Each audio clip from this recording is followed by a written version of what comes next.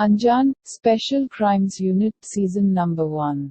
Ominous and scary Indian horror thriller crime drama serial with English subtitles. The cases are supernatural, the police officers human. Together, cops Aditi and Vikrant must solve mysteries from the realm of the paranormal. Episode number 33. In this episode, villagers link a young father's puzzling death to a curse on his family. But Aditi finds that several similar murders have previously occurred nearby. जानते हो सुधिकेत बेटा, मेरा बचपन जो है ना, इसी नहर के आसपास खेल करके बड़ा हुआ है। हाँ, जब हम लोग छोटे थे ना, तो हम इसी नहर के पास एक स्कूल में पढ़ने आया करते थे। और जब हमारे स्कूल की छुट्टी हो जाया करती थी, तो हम दौड़ करके घर ना जा करके यहाँ इस नहर के पास खेलने आ जाया करते थे। हमको इस नहर का ना चप्पा चप्पा पता है। देखो यहीं पर कोई एक रास्ता था, मैं तुमको दिखाता हूँ। आसपास में ही शॉर्टकट था एकदम। हमारे स्कूल से सीधे यहीं आ जाया करता था। शायद यहीं होगा। थोड़ा बहुत तो कुछ बदला है बेटा। एक सेकेंड। संकेत, देख बेटा, ये यही वो रास्ता था। देख रहा बेटा? संकेत, संकेत, संकेत, संकेत बेटा, संकेत।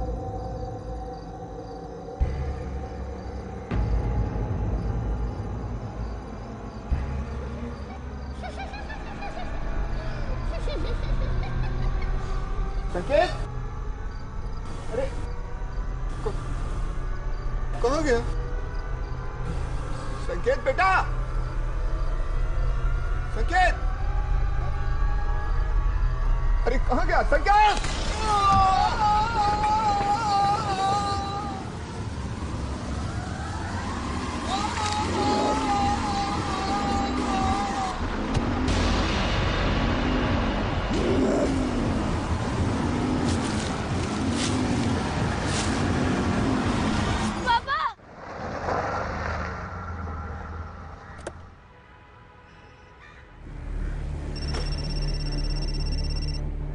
Good morning sir.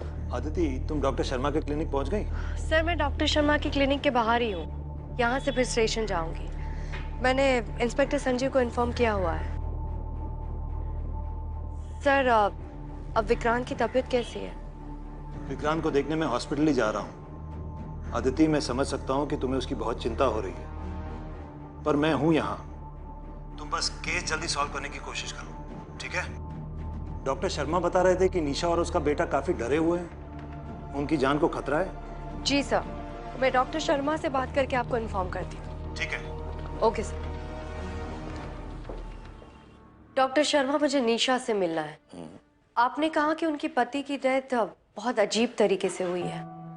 मुझे उस बारे में उनसे बात करनी है। जी मैडम, एक्चुअली उनका बेटा यहीं एडमिट है, वो अभी उनके पास ही हैं। आप उनसे मिल सकती हैं।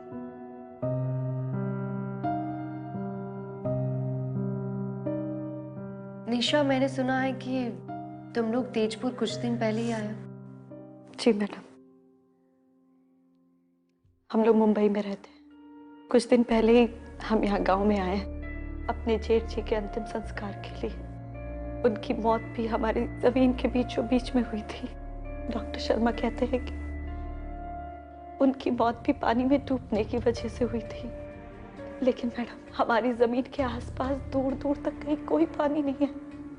मैडम, डॉक्टर कहते हैं कि परम की डेथ भी पानी में डूबने की वजह से हुई है। ये कौन कर रहा है, कैसे कर रहा है, कुछ समझ में नहीं आ रहा मैडम। और मैडम, यहाँ पर सब लोग कह रहे हैं कि हमारे परिवार पर किसी तरह का श्राप है। कैसा श्राप? कहते हैं कि किसी बड़े बुजुर्ग, किसी पूर्वज का, मतलब कोई बुरा साया है जो हमें तब तक नहीं छोड़ेगा जब तक कि हम इस गांव में हैं। क्या आप भी इस बात पे विश्वास करती है कि आपके परिवार पे कोई श्राप है? नहीं मैडम, बल्कि मुझे तो ऐसा लगता है कि हमारे परिवार के साथ कोई अपनी दुश्मनी निकाल रहा है। मैं गई थी यहाँ के पुलिस स्टेशन में कंप्लेन लिखवाने के लिए, लेकिन उन लोगों ने मेरी कंप्लेन लिखने से मना कर दिया और यहाँ के सरपंच ने भी उनसे कहा कि इस मैटर से दूर रहे। अब हमें सिर्फ आपसे ही उम्मीद है। डोंट वरी निशा, मैं सच का पता लगा के रहूंगी। डॉक्टर शर्मा, संकेत को क्या हुआ है? उस पर भी कोई अटैक हुआ है? मैडम, वो अपने पापा की मौत देखकर इतना डर गया था कि उसे बुखार हो गया। वैसे जैसे ही उसकी हालत सुधरेगी मैं आपको इन्फॉर्म कर दूंगा। जी। वैसे डॉक्टर, परम और उसके भाई की पोस्टमार्टम इसी हॉस्पिटल में हुई थी ना?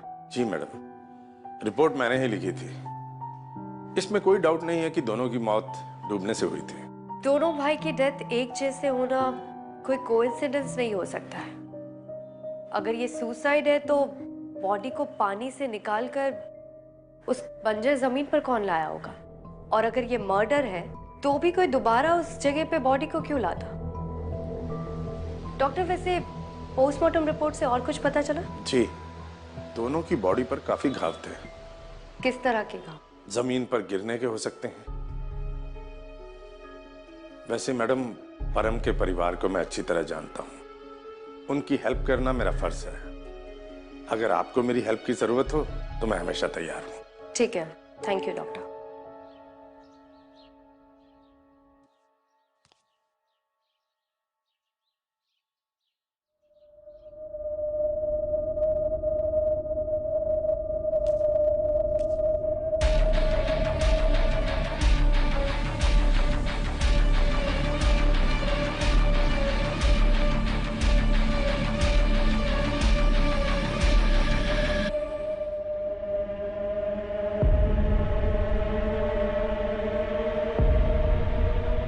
Sarpanch ji, madam Aditi Sharma, Mumbai police.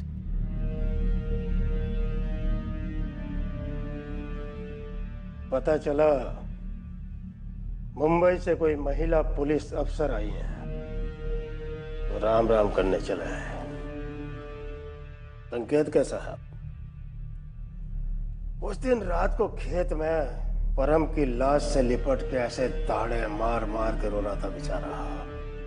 भाई, बड़े दुख की बात है, जगजीत के दोनों बेटे मर गए, पर क्या करा जा सके, होनी तो होके रहवे। सरपंच जी, दुख की बात तो ये है कि आपके गांव में 2 लोगों की मौत हो जाती है, लेकिन उसके बारे में कोई कानूनी तहकीकात नहीं होती है। तहकीकात करना चाहो हो कर लो, और एक बात सुन लो, तहकीकात करने से होने वाला कुछ नहीं है, क्योंकि इस गांव में जो कुछ भी हुआ है वो हमारे से ज्यादा किसी को नहीं पता। वो तो मुझे अच्छे से दिख रहा है यहाँ पर क्या होता है। परम और उसके भाई की मौत हुई थी पानी में डूबने से, पर दोनों की बॉडी मिली उस बंजर जमीन से। तो मरने के बाद दोनों की बॉडी वहां किसने रखी होगी? आपसे बेहतर तो कोई नहीं जानता है ना। तो बताइए सब कुछ कैसे हुआ? चुप क्यों है सरपंच जी? बोलिए ना। ये कोई तरीका है सरपंच जी से बात करने का? ये भी कोई तरीका नहीं है पुलिस ऑफिसर से बात करने का। चुपचाप यहाँ से निकलिए और हमें अपना काम करने दीजिए। संजीव, समझा ले अपनी मैडम को।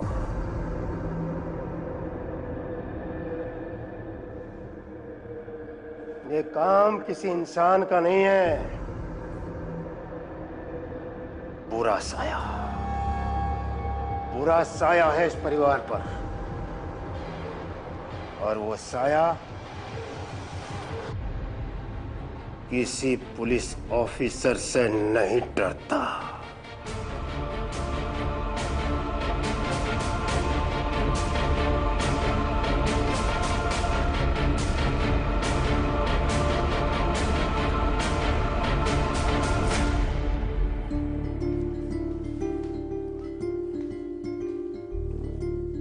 माफ करिए मंडल, लेकिन यहाँ चलती सिर्फ पंचों की है। अगर हम उनके विरोध में जाएंगे तो पूरे गांव में दंगे फसाद करा देंगे और फिर हमको कंट्रोल करना मुश्किल हो जाएगा। पुलिस में होकर आप ये बात कर रहे हैं? क्या करें मैडम, आप तो यहाँ से चली जाएंगी, लेकिन संभालना तो हमको ही पड़ेगा। ड्यूटी मैं अपनी पूरी निभाऊंगा, लेकिन ये बात पंचों तक नहीं जानी चाहिए मैडम। आपको तो पता ही ना, गाँव को शांत रखने के लिए ये सब करना ही पड़ता है। गाड़ी निकालो, क्राइम लोकेशन पर जाना है।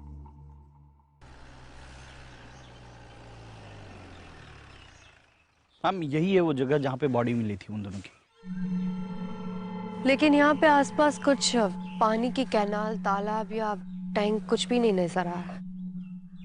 यहाँ से नजदीकी वाटर सोर्स कहाँ है? मैम गांव वालों का कहना है कि यहाँ पे कुछ साल पहले एक नहर बहती थी जिसकी अब दिशा बदल गई है। तो शायद दोनों की डेथ वहीं पे हुई थी, लेकिन फिर दोनों की बॉडी यहाँ पे कैसे पहुंची? किस तरफ है वो नहर? मैम इस तरफ।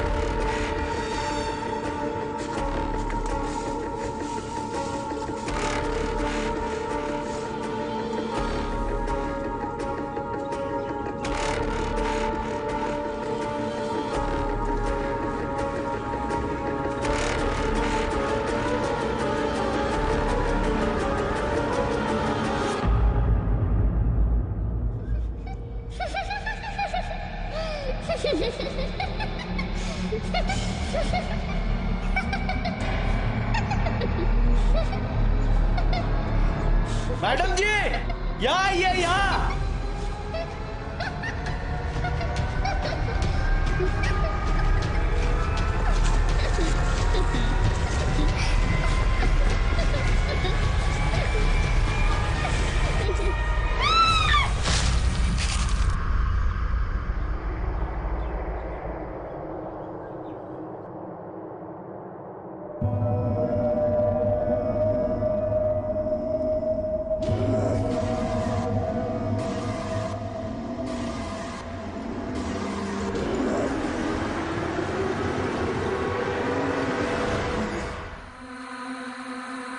मैडम जी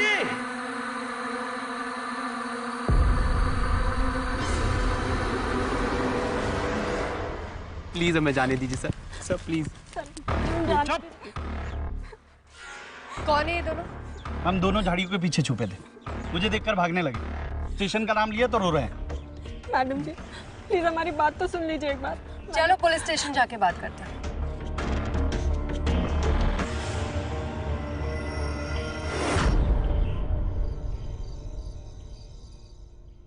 मैडम जी हमें जाने दीजिए। मैडम जी हमने कुछ नहीं किया।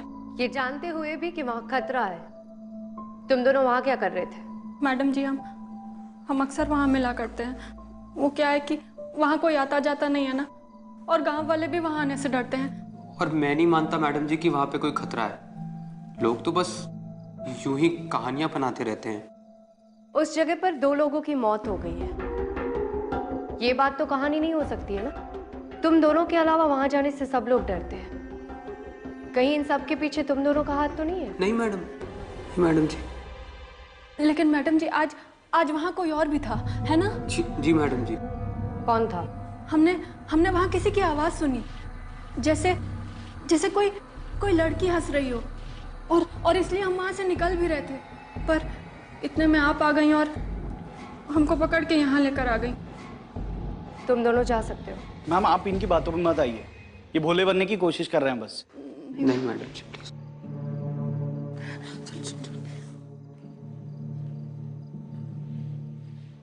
यादव, जब तुम दिव्या और जीत को पकड़ने गए थे तब मैंने भी उस जगह पे एक लड़की को देखा था।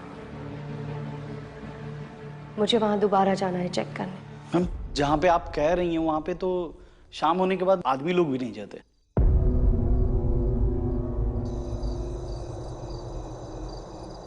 भाई अरे चल अमन, आज इस किस्से को खत्म ही कर देंगे हम।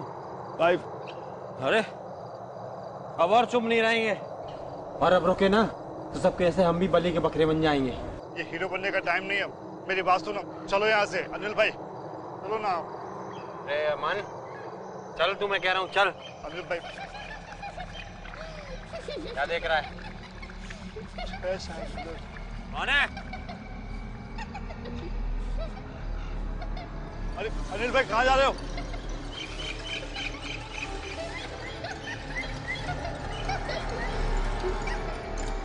अनिल भाई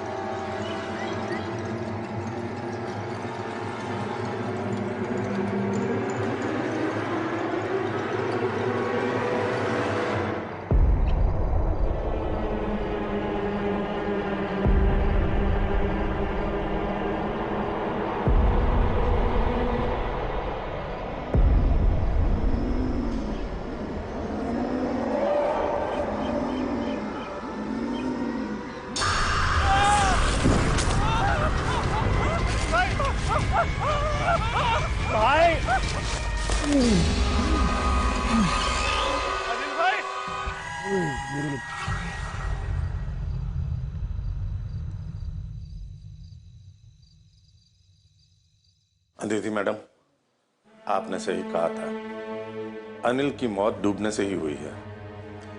मैं जाकर रिपोर्ट तैयार करता हूँ। जी डॉक्टर। यादव, अनिल की फैमिली को इन्फॉर्म कीजिए।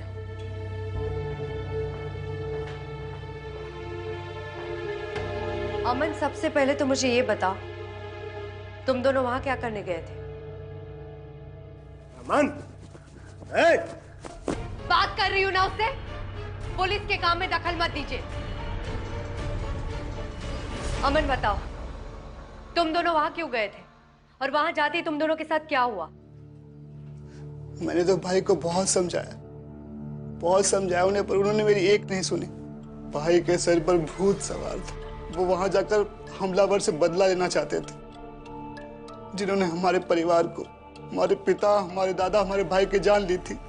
उन सबको सजा दिलाकर वो हीरो बनना चाहते थे। तुम्हारा परिवार मतलब? परम और हरीश के चचेरे भाई हैं ये। अमन, मैंने तुमसे पूछा है, तुमने कहा कि तुम्हारे बाऊजी और चाचा की जान ली गई थी। उनकी डेथ कब हुई थी? और जब मैं बता रहा था तब क्या हुआ था? मैं बता रहा था ना कि इनके परिवार पे इनके पूर्वजों का श्राप है।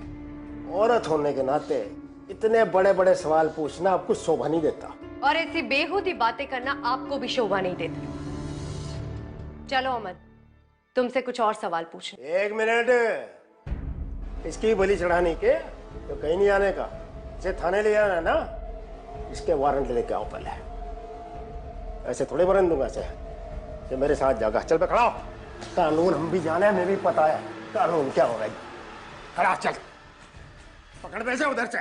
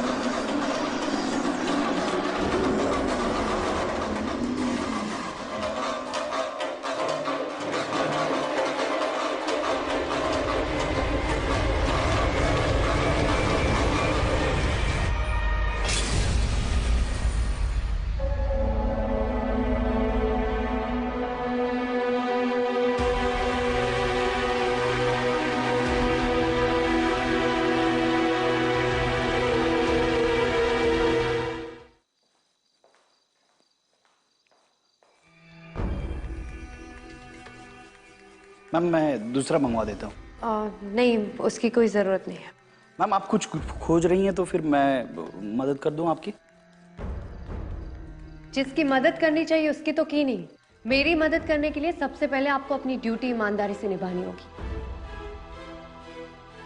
मैम मेरी पोस्टिंग यहाँ पे 1 साल पहले हुई। मुझे इन सब चीज़ों के बारे में बिल्कुल भी नहीं पता था। मेरे सीनियर ऑफिसर जो इसके पहले थे, मे भी उनको पता हो, लेकिन वो अभी सस्पेंड है। मैम सुना है कि पास वाले गांव में रहते हैं। मैं पूरी कोशिश करूंगा कि उनकी सारी डिटेल्स और इन्फॉर्मेशन आपको दे दूं। आप उनकी कॉन्टैक्ट डिटेल्स मुझे दे दीजिए, ये काम भी मैं खुद ही कर लूंगी। मैम इसके पहले जितने भी ऑफिसर्स थे, इन पंचों ने उनकी ज़िंदगी खराब कर दी और इसी की वजह से मैं अब तक चुपचाप बैठा हुआ था। लेकिन मैं आपको भरोसा दिलाता हूँ मैम, मैं जितना जल्दी हो सकेगा उतना जल्दी इंस्पेक्टर बलवंत का सारा डिटेल आपको दे दूंगा, और हो सका तो मैं उनको यहाँ पे लेके आऊँगा। आप खुद उनसे बात कर लीजिएगा। ठीक है। मैम मुझे भूत प्रेत, साया, श्राप, इन सब चीज़ों पे कभी भरोसा नहीं था, लेकिन अमन के साथ जो हुआ उसके बाद मुझे ऐसा लगता है कि कुछ तो है। और अगर अमन निर्दोष है तो फिर अनिल को मारा किसने? मुझे भी लगता है ये सब कुछ अमन ने नहीं किया है। अनिल की मौत भी डूबने से हुई है, और अमन फिजिकली इतना स्ट्रांग नहीं है कि वो अनिल की बॉडी पानी से खींच के ला पाए। आप बिल्कुल सही कर रहे हैं मैम। जिस समय ये घटना घटी उस समय जीत और दिव्या भी तो पुलिस स्टेशन में ही थे, मतलब वो इन्वॉल्व नहीं है। तो फिर ये किया किसने?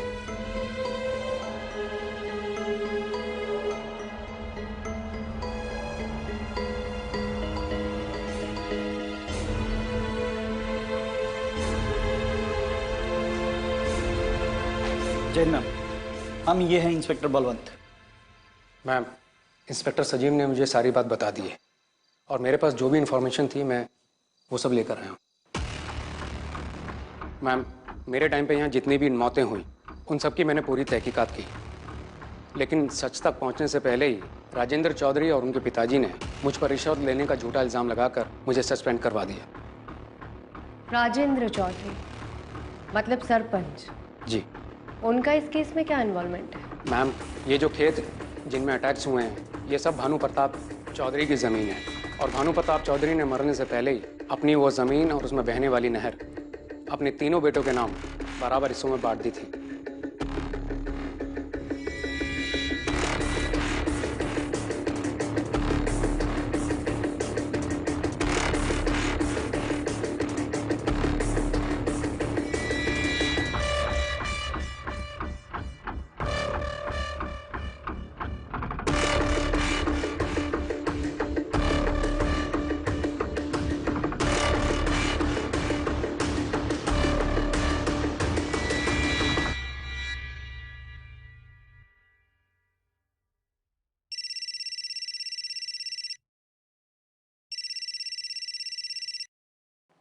हेलो जी, डॉक्टर शर्मा।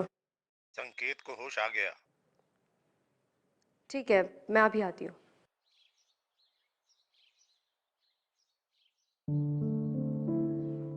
संकेत, देखो ऐसे डरने की जरूरत नहीं है। हाँ, आप इस दुनिया के सबसे स्ट्रांग और बहादुर बच्चे हो ना? संकेत, मुझे बस आपसे थोड़ी सी हेल्प चाहिए, आप करोगे?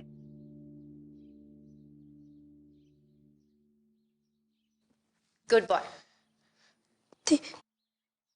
दीदी दीदी, जब से होश में आया है दीदी दीदी बोले जा रहा है, मगर यहाँ पर मेरे अलावा कोई नहीं है इसके साथ। संकेत, ये दीदी कौन है? आपने उस दीदी को कहाँ देखा? कहीं आपने उस दीदी को वो उस बंजर जमीन पे तो नहीं देखा? संकेत, वो आपको और कहीं दिखी थी? कहाँ?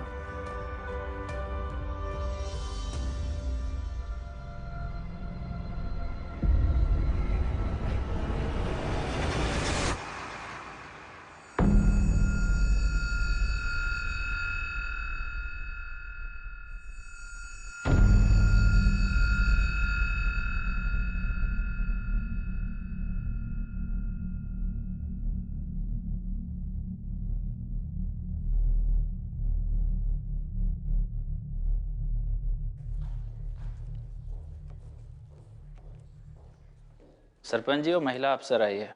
महिला अफसर आई? जी। भेजो अंदर, भेजो। जी सर।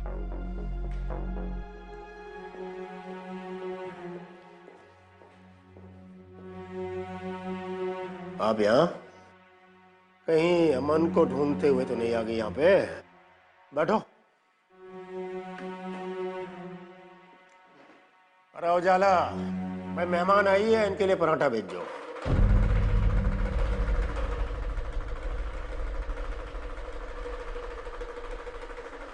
अरे विश्वास, क्या शोर मचा रखा है? अरे उजाला, इधर खेलने को कोई दूसरा खिलौना नहीं दे सकती क्या? रोज टूटा हुआ डमरू लेके बैठ जावे, मेरी खोपड़ी हिला कर रख दिस ना। हाँ जी, आप आदेश करें। आपका आना कैसे हुआ यहाँ पर? सरपंच जी, आपने मुझे बताया नहीं कि परम और अनिल आपके चचेरे भाई हैं? अरे इसमें बताने वाली क्या बात है? इस गांव में हर दूसरा आदमी हमारा रिश्तेदार है, पर उस परिवार से हमारा कुछ ज्यादा लेना देना है नहीं। बहुत पहले ही सब परिवार अलग हो गए थे। नहीं, ये बात आपने मुझसे जानबूझ कर छुपाई। अरे इसमें जानबूझ के बताने ना बताने वाली कौन सी बात है? देखो जी, हमारे दोनों चाचा बहुत लालची थे। वो हमेशा हमारे बाबूजी की जायदाद हड़पने की फिराक में रहे थे। फिर आपके बाबूजी ने उनके एक भाई के खेत में बहने वाली नहर की दिशा बदली। जब उससे काम नहीं हुआ तो अपने भाई के खेत में काम करने वाले लोगों को मारा, फिर खुद के बाबूजी और भाइयों की हत्या करके उनकी जमीन अपने नाम कर ली। ए लड़के, जबान संभाल के बात कर। हमारे बाबूजी ने किसी की हत्या वत्या नहीं की। सालों पहले आपके बाबूजी ने जो किया था वही अब आप दोहरा रहे हैं। आपने परम की फैमिली के साथ जो किया वही अनिल की फैमिली के साथ कर रहे हैं। लेकिन ज्यादा दिन तक आप बच नहीं पाएंगे। इस बात की सजा तो मैं आपको दिलवा कर रहा हूँ। आज तक वो माई का लाल पैदा नहीं हुआ जो राजेंद्र चौधरी का बाल भी बांका कर सके। पर तेरी तो औकात क्या है, औरत जात? वो भी देख लेंगे। पहले ये बताइए, आपके खेत में जो लड़कियां दिखती है वो कौन है? अरे कौन लड़की? जो मुंह में आ रहा अनाप शनाप बके जा रही है तेरे पास कोई सबूत? बाहर निकले ऐसे। दोबारा सबूत के साथ आऊं। अरे जब चाहे आ जाइए।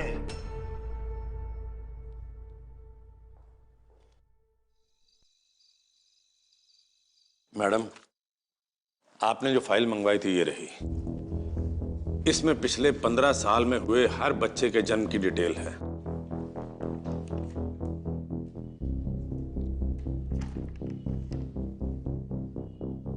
डॉक्टर शर्मा, पिछले 15 साल के रिकॉर्ड्स में लड़की का एक भी नाम नहीं है।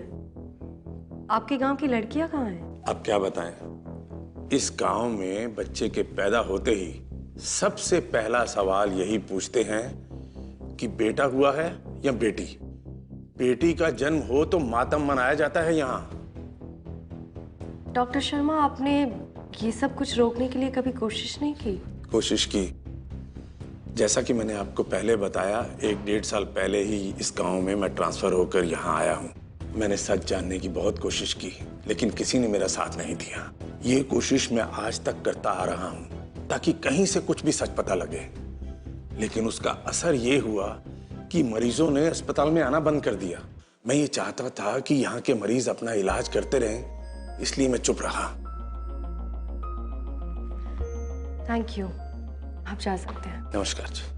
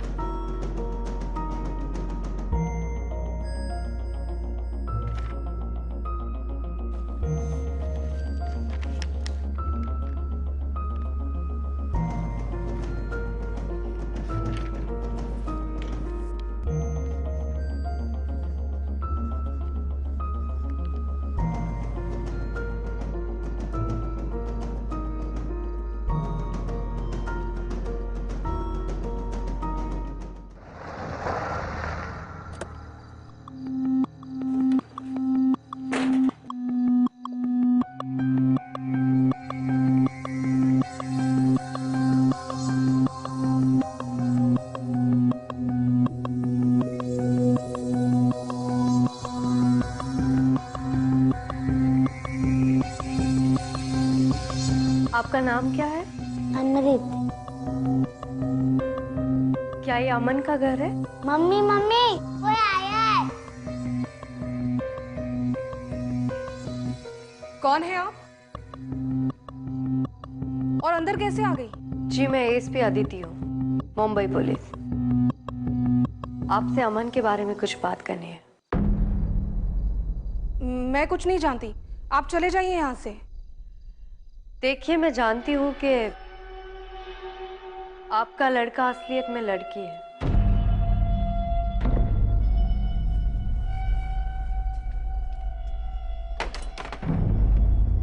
मतलब सरपंच ने अमन को घर नहीं भेजा? नहीं, उन्हें कुछ दिनों के लिए गांव से बाहर भेजा है। आज सुबह ही फोन आया था उनका। मुझे डर है कि उनके भाई उन्हें कुछ करना दे।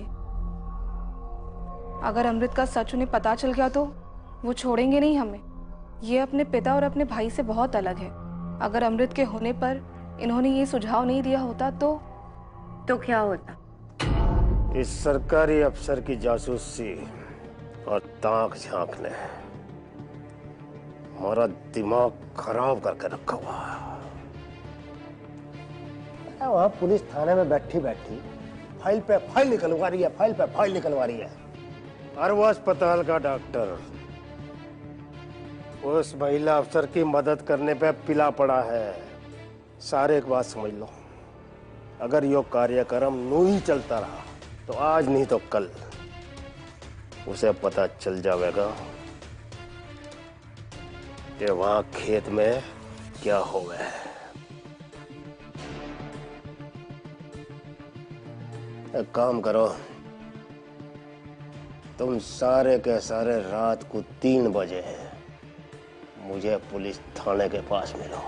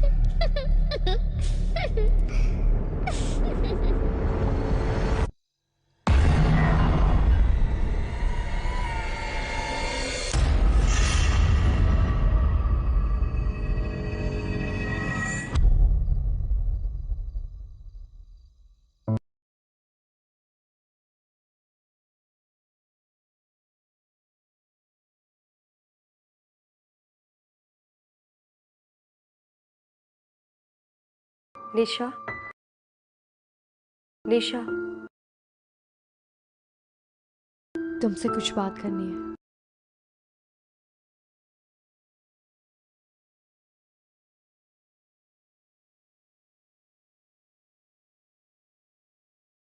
निशा, 6 साल पहले तुम्हारे यहाँ बच्ची पैदा हुई थी, वो कहाँ है? आप ये सवाल क्यों पूछ रही है मैडम?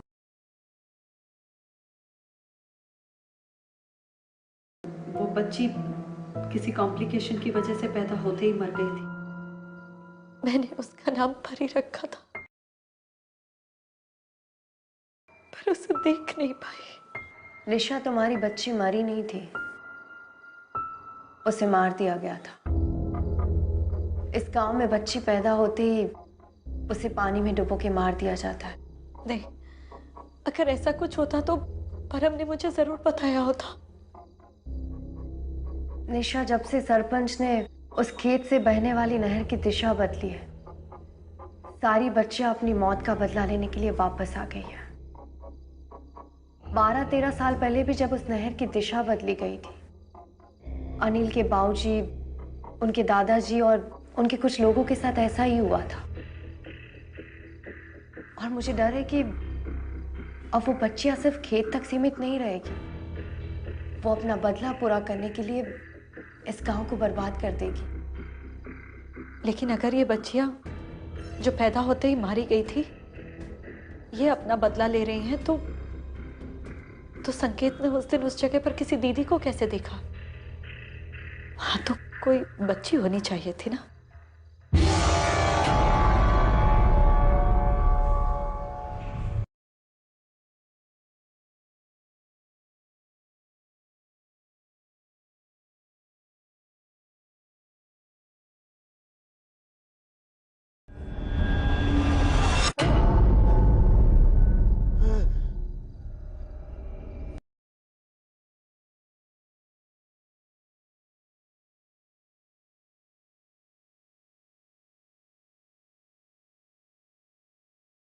उजाला, उजाला, उजाला।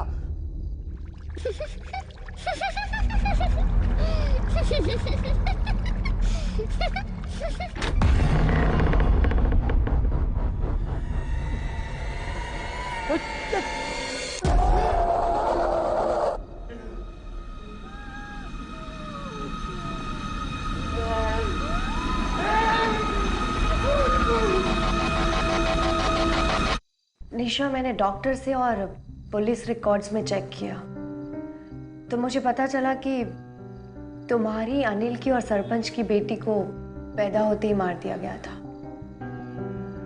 आज अगर वो बच्चियां जिंदा होती तो तुम्हारी और परम की बेटी 6 साल की होती, अनिल की बेटी 8 साल की, सरपंच की बड़ी बेटी 13 साल की और छोटी बेटी 7 साल की। निशा, ये वही लड़कियां हैं जिसे संकेत ने उस बंजर जमीन पर देखा था। मैडम, तो फिर उस रात अमन पर अटैक क्यों नहीं हुआ? सिर्फ अनिल पर क्यों? मुझे भी लगा था कि अमन ने भी अपनी बेटी को मारा होगा, लेकिन जब मैं उसके घर गई तो मुझे पता चला कि उसने गांव वालों से झूठ बोला था कि उनके वहां बेटा पैदा हुआ है। इतने सालों तक उसने गांव वालों से झूठ बोला सिर्फ अपनी बच्ची की जान बचाने के लिए। मतलब कि संकेत ने परी को देखा और परी ने परम को। निशा, संभालो अपने आप को। देखो निशा, अब तक तो वो बच्चियां सिर्फ खेतों में अटैक कर रही थी, लेकिन उनके अंदर इतना गुस्सा और दर्द है कि वो सिर्फ वहीं तक सीमित नहीं रहेगी, वो हॉस्पिटल तक पहुंच गई है।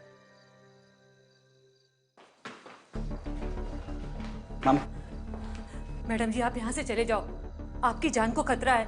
मेरे पति और पंच आज रात आप पर हमला करने वाले हैं। मैम चलिए, मैं आपको पुलिस स्टेशन छोड़ देता हूँ। मुझे पहले उजाला जी से कुछ सवाल पूछने हैं। क्या आपकी 2 लड़कियां पैदा हुई थी? एक 13 साल पहले और एक 7 साल पहले। देखिए, अगर आपने अभी जवाब नहीं दिया तो आपकी गांव की लड़कियां इसी तरह से बढ़ती रहेगी।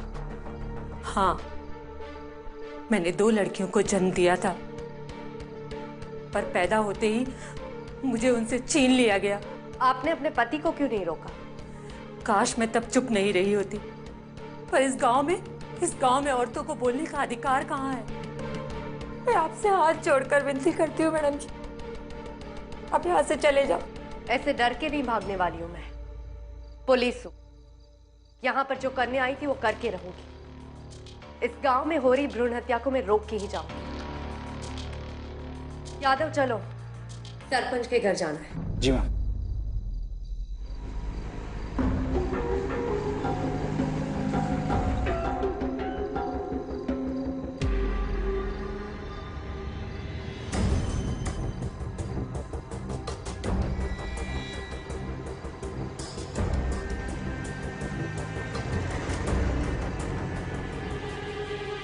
ये तो इनकी गाड़ी है। गाड़ी घुमाओ जल्दी से।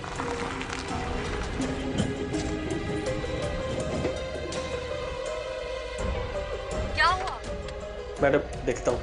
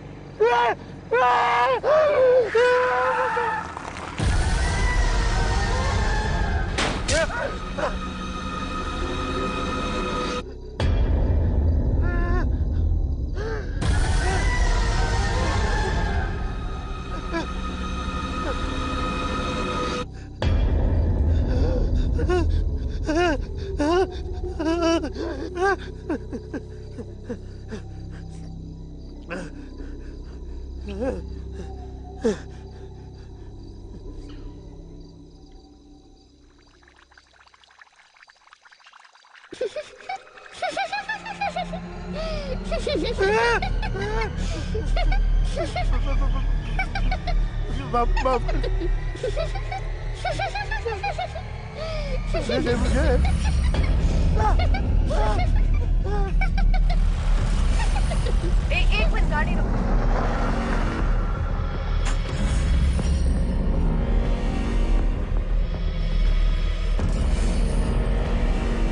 ये तो इनकी गाड़ी है, पर ये कहाँ है?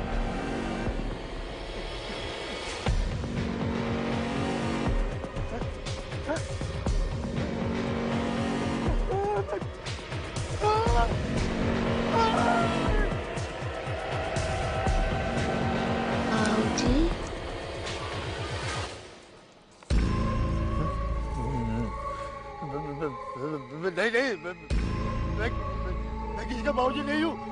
नहीं मैं बाबूजी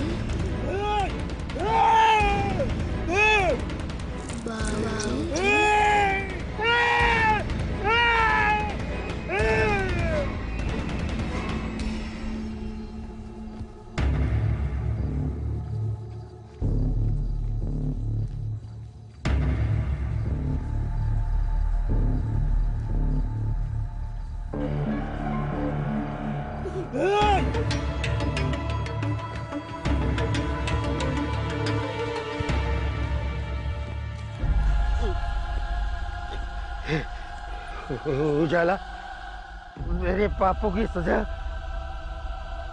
हमारी बेटी या बेटी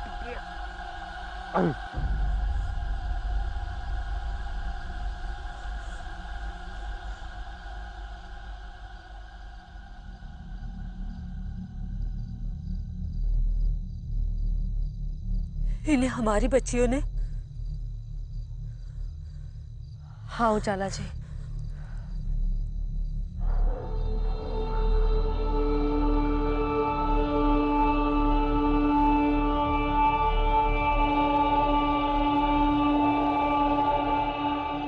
वो अभी यहीं पे।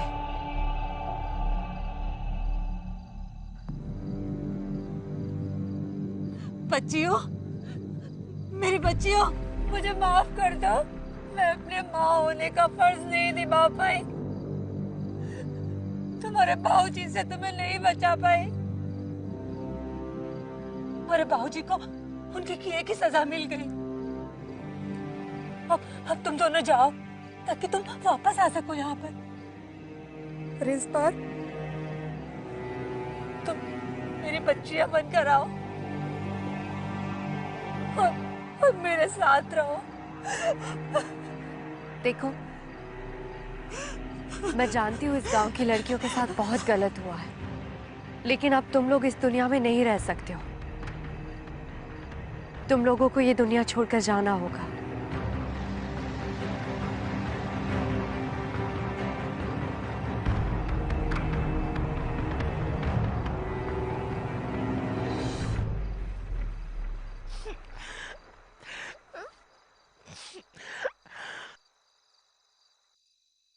आज से इस गांव की सरपंच होने के अधिकार से मैं ये घोषणा करती हूँ कि इस गांव में किसी भी बच्ची को लड़की होने की सजा नहीं दी जाएगी। ना ही कोई अपने घर में लड़की होने पर अफसोस करेगा, बल्कि पूरे गांव में खुशियां मनाई जाएंगी। और हाँ, इस गांव में कोई भी भ्रूण हत्या के बारे में सोचेगा भी नहीं। थैंक यू मैडम जी। मैं पूरी उम्मीद करती हूँ कि अब इस गांव में बदलाव जरूर आएगा। इस गांव में लड़कियों को वही जगह मिलेगी जो लड़कों को मिलती है। मुझे भी यही उम्मीद है निशा, लेकिन एक दिन में किसी की सोच बदलना इतना आसान नहीं है। कुछ लोग अपनी गलतियों से सीखते हैं और कुछ लोग ऐसे होते हैं जिन्हें अंजाम भुगतने के बाद ही सीख मिलती है।